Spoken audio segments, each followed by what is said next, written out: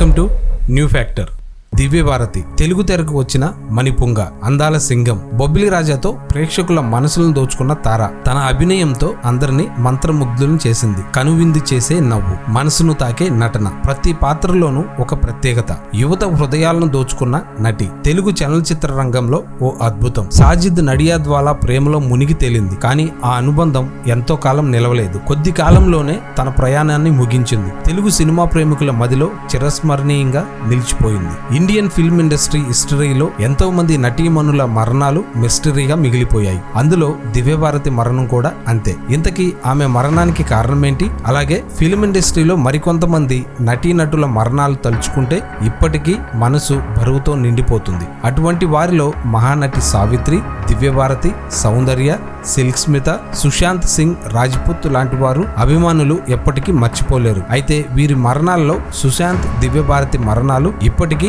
మిస్టరీగానే ఉన్నాయి. మరీ ముఖ్యంగా బిల్డింగ్ పైనుండి పడిపోయిన దివంగత నటి దివ్యభారతి మరణం అనుమానాస్పదమే. ఈ విషయం ఇప్పటికీ అభిమానుల మనసులో చెరగని చేదు నిజం. యావత్ భారతీయ సినీ పరిశ్రమలోనే ఆమె ఆకస్మిక మరణం కలకలం సృష్టించింది. చాలా చిన్న వయసులోనే ఇండస్ట్రీలోకి అడుగుపెట్టింది దివ్యభారతి. 16 ఏళ్ల వయసులోనే హీరోయిన్ గా మారిన ఆమె 18 ఏళ్లకు స్టార్ హీరోయిన్ స్టేటస్ ను అందుకుంది. అంతేకాదు, బాలీవుడ్ తో పాటు టాలీవుడ్ లో కూడా స్టార్ హీరోయిన్ గా మారింది. 16 ఏళ్లకు ఇండస్ట్రీలోకి వచ్చిన ఆమె జీవితం 19 ఏళ్లకే ముగిసిపోయింది. ఈ లోపే ఆమెకు పెళ్లి కూడా జరిగింది. ఇక దివ్యభారతి మరణించి దాదాపు 31 ఏళ్లు అవుతుంది. కానీ ఇప్పటికీ ఆమె మరణం వేడని మిస్టరీ. దివ్యభారతి మృతి గురించి ఎవరికి తోచింది వారు చెప్తూ ఉంటారు. కానీ అందులో నిజం ఎంత ఉందో ఎవరికీ తెలియదు. పోలీసులు కూడా ఏం తేల్చలేక వదిలేశారు. ఇక 3 దశాబ్దాలు అవుతున్న దివ్యభారతి మరణం గురించి రోజు ఏదో ఒక షాకింగ్ విషయాలు బయటకు వస్తున్నాయి. ముంబైలో తన అపార్ట్మెంట్ లోని 5వ అంతస్తు బాల్కనీ నుంచి పడి దివ్యభారతి మరణించగా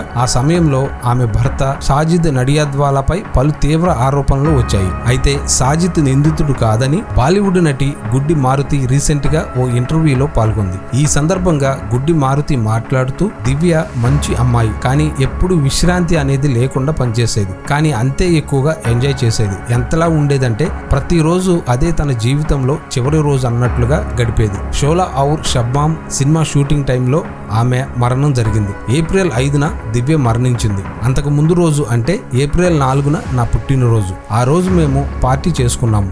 గోవింద, దివ్య, సాజిద్ మరికొందరు కూడా పార్టీలో పాల్గొన్నారు. కానీ ఆ పార్టీలో దివ్యభారతి చాలా డల్ గా కనిపించింది. ఎందుకో తెలియదు. అందరితో మాట్లాడుతుంది, కానీ లోపల ఏదో విషయం గురించి బాధపడుతుందని భావించాను. ఉదయాన్నే అవుట్డోర్ షూటింగ్ ఉంది, కానీ ఆ షూటింగ్ కి వెళ్ళటం ఆమెకి ఇష్టం లేదు. కానీ వెళ్లాల్సిందే అని అనుకుంది. ఇక దివ్యభారతి తన ఫ్యామిలీతో 5వ అంతస్తులో ఉండేవారు. ఆ రాత్రి నేను ఐస్ క్రీమ్ తీసుకోవటానికి కిందకి వెళ్ళాను. అప్పుడు నన్ను పైనుంచి ఎవరో పిలిచినట్లు అనిపించింది. వెళ్లి చూసేసరికి దివ్య బాల్కనీలో కూర్చొని కనిపించింది. ఇక్కడ కూర్చోవడం మంచిది కాదు, ప్రమాదం అని చెప్పాను. కానీ నాకు ఎత్తైన స్థలాలంటే భయం లేదని, తనకు ఏం కాదని నాతో చెప్పింది. సాజిద్ కారు వచ్చిందో లేదో చూసేందుకు దివ్య కిందకు వంగి చూసింది. అప్పుడు అనుకోకుండా కాలు జారి ఆమె కింద పడి చనిపోయింది. డిజైనర్ నీతా లల్లు కూడా ఈ ఘటన చూసింది. దివ్య మరణం తర్వాత ఆమె తల్లి పూర్తిగా కృంగిపోయింది. సాజిద్ కూడా తీవ్ర దుఃఖంలో మునిగిపోయాడు. ఆ ఘటన జరిగినప్పుడు కూడా అక్కడే ఉన్నాడు అంటూ చెప్పుకొచ్చింది. ఇక